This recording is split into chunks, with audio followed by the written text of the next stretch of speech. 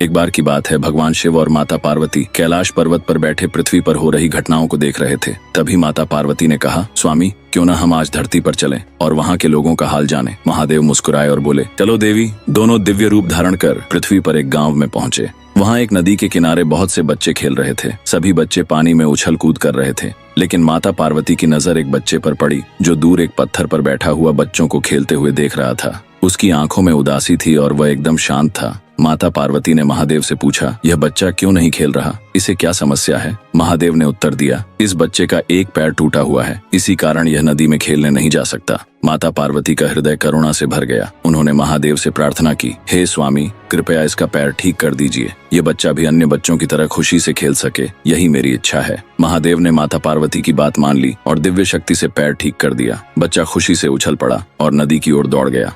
माता पार्वती संतुष्ट हो गईं और दोनों कैलाश लौट आए। अगले दिन माता पार्वती और महादेव फिर से उसी स्थान पर पहुंचे। उन्होंने देखा कि अब वही बच्चा नदी में अकेले खेल रहा है और बाकी सभी बच्चे किनारे पर बैठकर उसे देख रहे हैं। बाकी बच्चों के चेहरों पर भय और असहजता थी। माता पार्वती को यह देखकर हैरानी हुई। उन्होंने महादेव से पूछा, स्वामी यह क्या हो रहा है? कल तो सभी बच्चे मिलकर खेल रहे थे, अब यह बच्चा अकेले क्यों खेल रहा है और बाकी दूर क्यों बैठे हैं? महादेव ने गंभीर स्वर में कहा, देवी, यह बच्चा पिछले जन्म में एक अत्याचारी राजा था। वह निर्दयता से अपने प्रजाजनों को पीड़ित करता था। अपने पापों का प्रायश्चित करने के लिए इसे इस जन्म में विकलांगता का दंड मिला था, लेकिन आपके कहने पर मैंने इसका पैर ठीक कर दिया। अब इसके कर्म चक्र में बदलाव हो गया। पैर ठीक होते ही इसने अपनी पुरानी आदतें अपना लीं और इन बच्चों पर हावी हो गया। उसने अपनी ताकत और अभिमान से सभी को डरा दिया, इसलिए अब ये बच्चे इससे दूर हैं। माता पार्वती को यह सुनकर गहरी सीख मिली। उन्होंने कहा, स्वामी क्या इसका जीवन चक्र हमेशा के लिए बदल गया? महादेव बोले, कर्म चक्र सदा चलता रहता है। इसका स्वभाव और व्यवहार ही इसे नए परिणाम देंगे, लेकिन यही जीवन की सच्चाई है। हर व्यक्ति को अपने कर्मों का फल भोगना ही पड़ता है। कुछ समय बाद बच्चे के व्यवहार को देखकर उसके माता पिता ने उसे सही मार्ग पर चलने की शिक्षा दी।